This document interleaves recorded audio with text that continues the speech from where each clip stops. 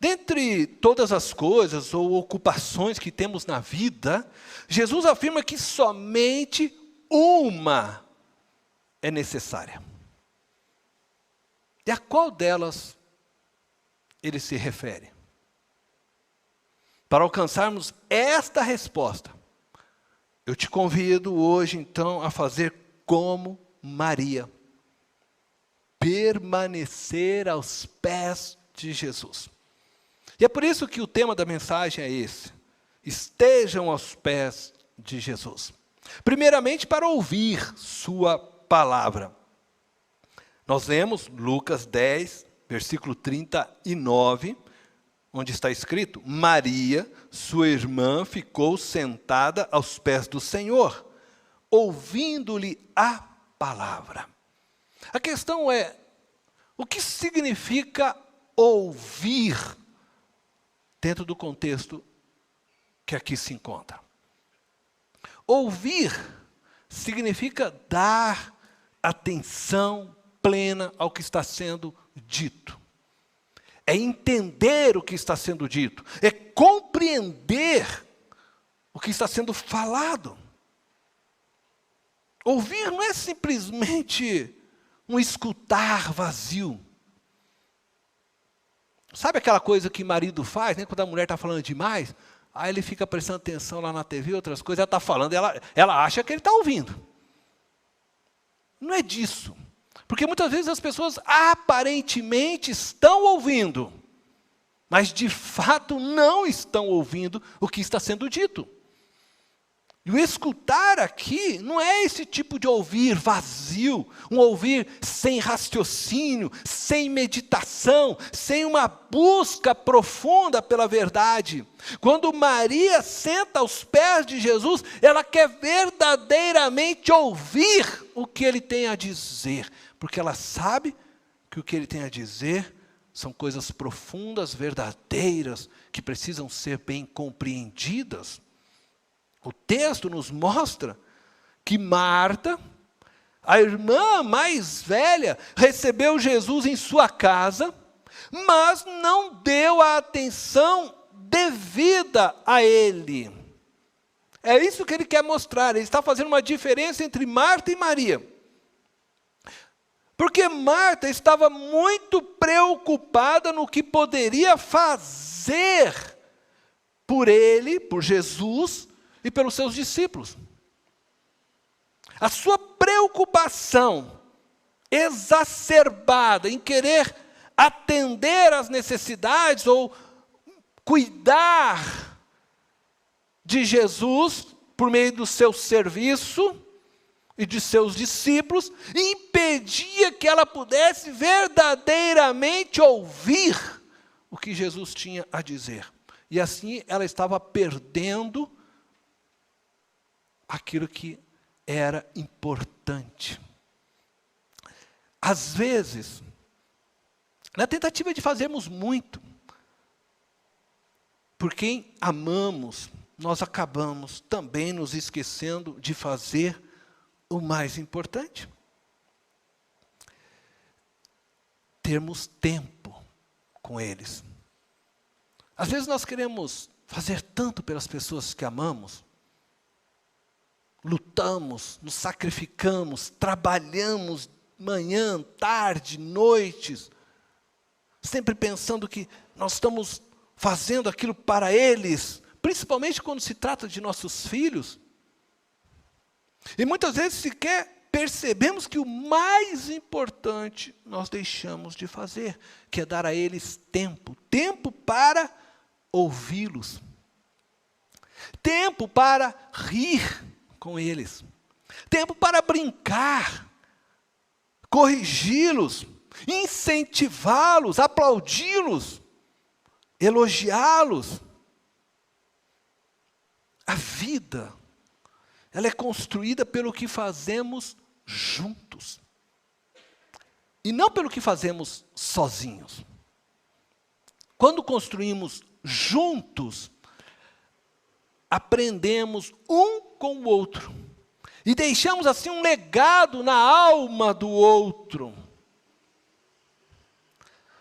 Quando nós construímos sozinhos, e nós achamos que estamos fazendo isso por amor, e vamos trabalhando e fazendo tudo sozinhos, no fim nada deixamos de valor na alma daqueles que amamos. Você pode deixar uma casa, você pode deixar um carro, você pode até deixar um diploma, mas tudo isso será esquecido se você não deixar amor marcado no coração dos seus filhos, daqueles a quem você ama. Alguns dias atrás, eu assisti ao documentário que foi lançado pela Netflix, da vida do Neymar.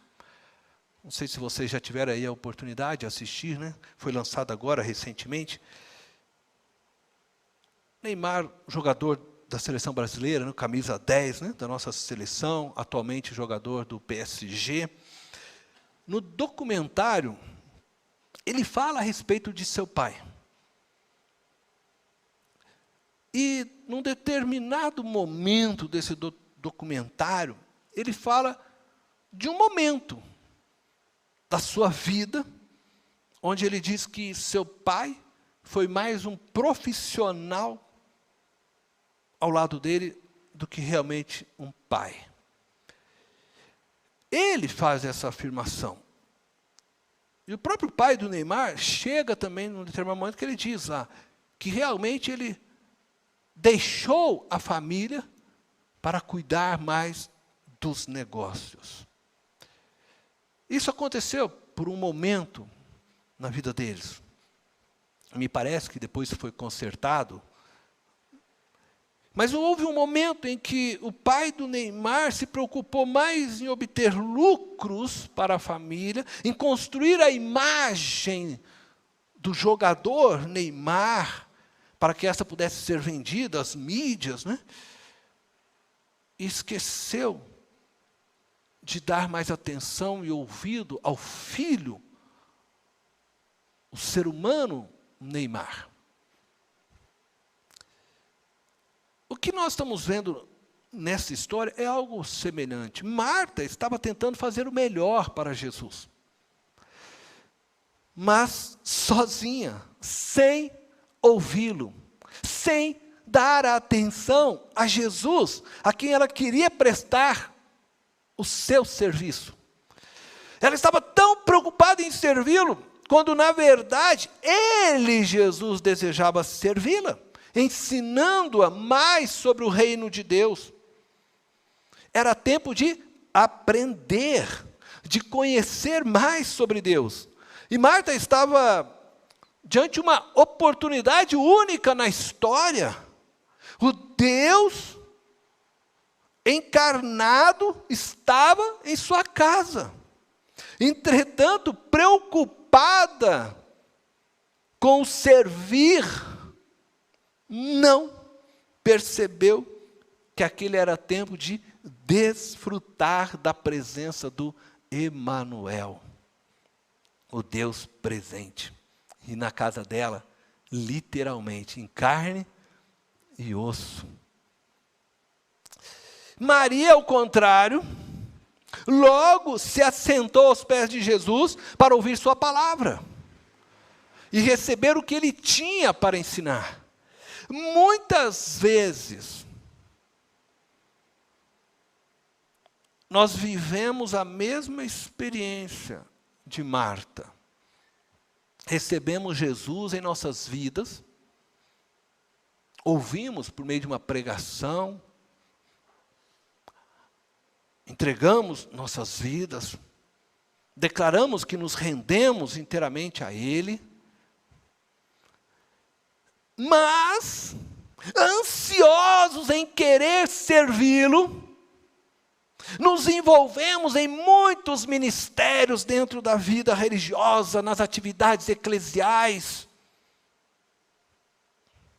que não são maus em si mesmos, mas que podem se tornar maus quando nos tornam prisioneiros do ativismo e nos impedem de ouvir a voz de Jesus.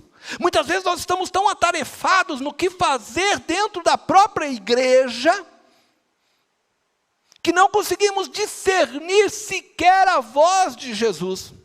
E é interessante que basta você ir lá em Apocalipse capítulo 3 e você olhar para a igreja de Laodiceia, que você vai encontrar essa verdade. A igreja estava lá reunida, fazendo, produzindo, se consideravam ricos. Só que Jesus estava lá na porta. Toque, toque, toque.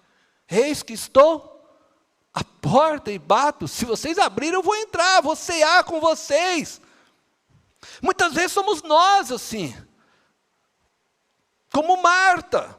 Achamos até que estamos fazendo algo por Jesus, estamos servindo, não podemos parar. Eu tenho que correr, eu tenho que fazer aqui, eu tenho que fazer ali. E ficamos igual louco.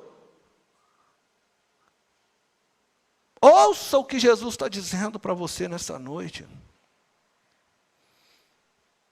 E como Marta, sabe o que acontece? O reflexo é que nós começamos a reclamar. Nós começamos a reclamar daqueles que a gente julga não estar fazendo nada. Que isso? Maria sentada aos pés de Jesus, eu tenho que correr, fazer o cafezinho, eu tenho que limpar, lavar. Ah, não.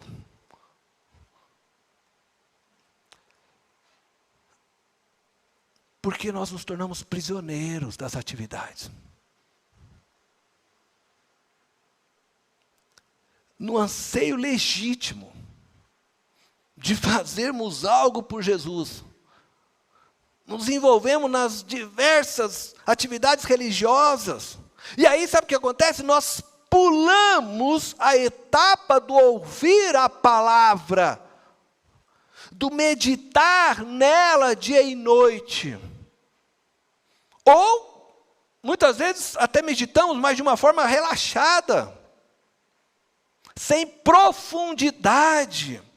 E a consequência é que, em vez de crescermos em espiritualidade, nós crescemos em religiosidade. Entende? Em vez de você crescer em espiritualidade, você cresce em religiosidade. E são duas coisas diferentes uma das outras.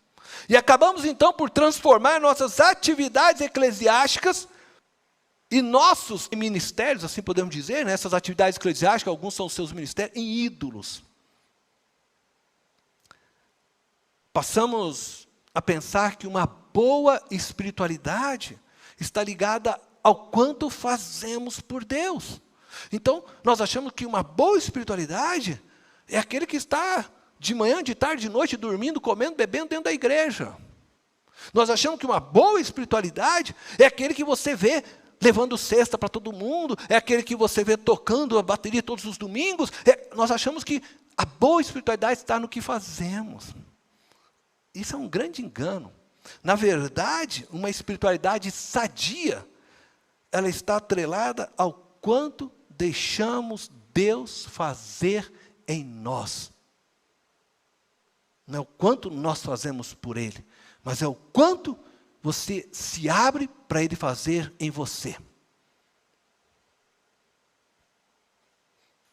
Eu e você precisamos estar aos pés de Jesus para aprender os seus ensinamentos. Nós não podemos pular essa etapa do nosso desenvolvimento espiritual. Imagine isso. Imagine você tentar jogar futebol antes de aprender a andar. Não vai dar certo.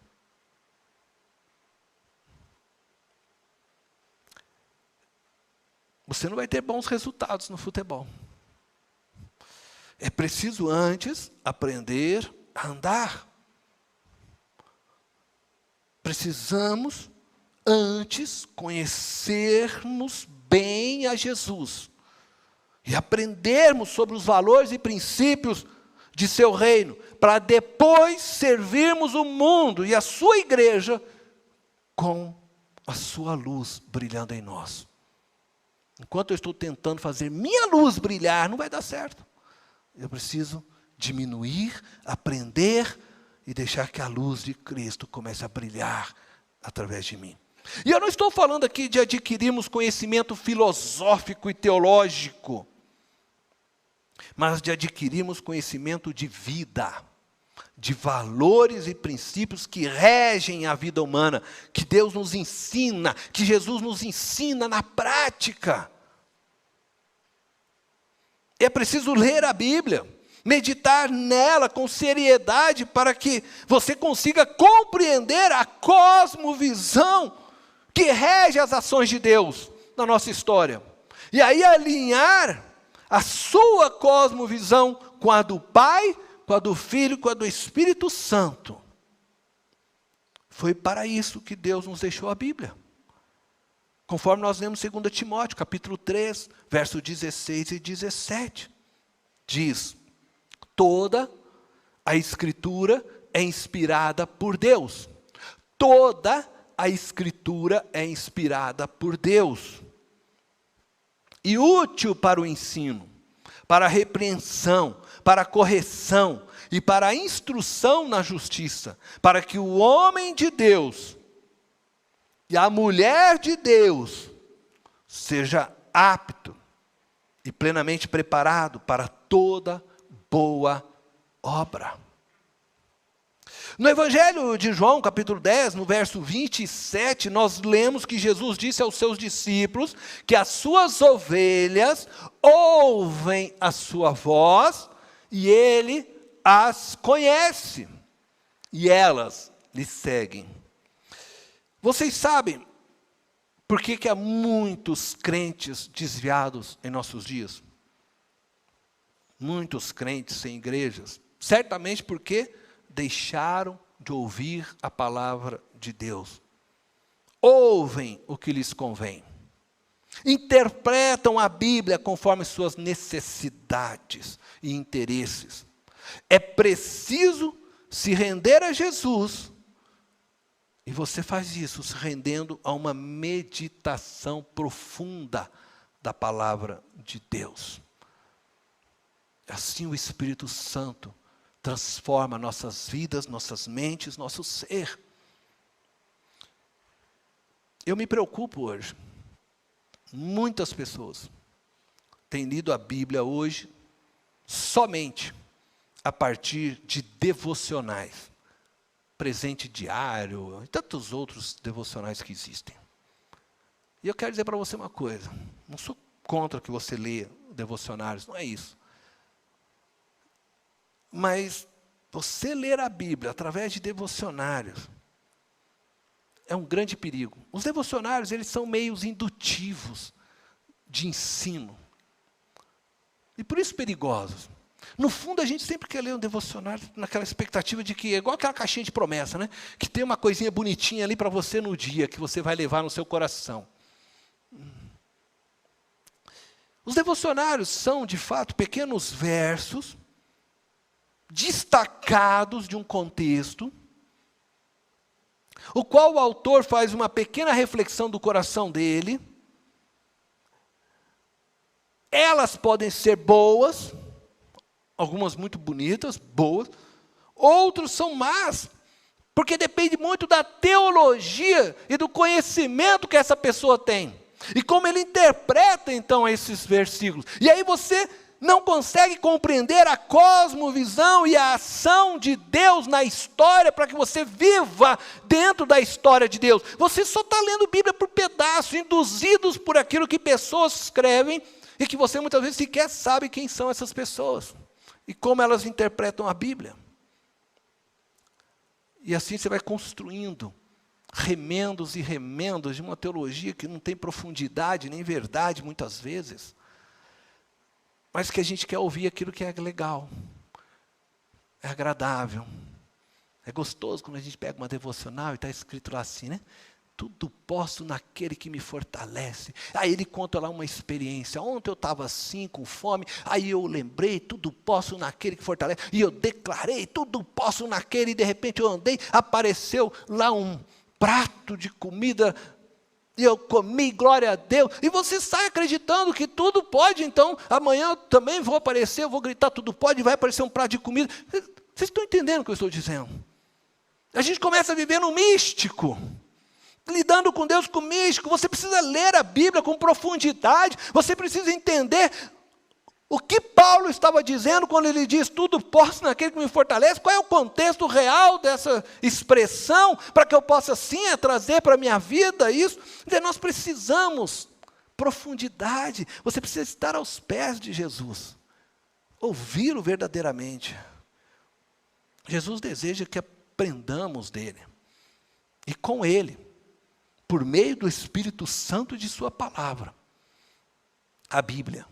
E eu e você só aprenderemos com Jesus se nós estivermos prontos e com o coração abertos para ouvi-lo. E nos deixarmos ser confrontados com a sua palavra, com seus valores, com seus princípios. E é dessa forma que nós vamos então renovando nossas vidas, por meio da palavra de Deus.